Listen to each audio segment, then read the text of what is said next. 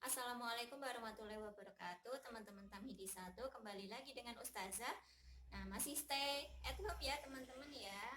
Nah, hari ini Ustazah akan mengajarkan teman-teman untuk belajar mengenai bagaimana proses terjadinya hujan. Nah, Ustazah sudah siapkan.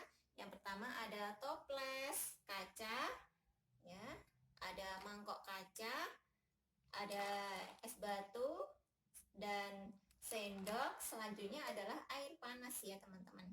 Nah, langsung saja untuk proses terjadinya hujan. Yang pertama, kita ambil air panas.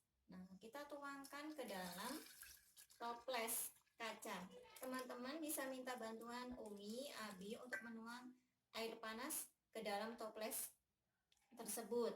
Nah, air panas ini ibarat air laut yang menguap karena panas matahari. Dan selanjutnya kita tutup dengan mangkok kaca. Selanjutnya kita taruh es batu ke dalam kaca. Es batu ini ibarat kristal awan yang mengapung ya, yang menampung air akibat penguapan. Nah, teman-teman bisa memperhatikan, mengamati ya kondisi toples kaca. Nah, beberapa menit nanti asap akan membumbung tinggi ke atas ya teman-teman ya. Nanti bisa diamati. Nah, nanti teman-teman juga akan melihat air akan menetes dari atas ke bawah.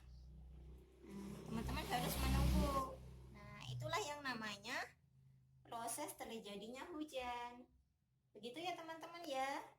Sampai jumpa. Wassalamualaikum warahmatullahi wabarakatuh.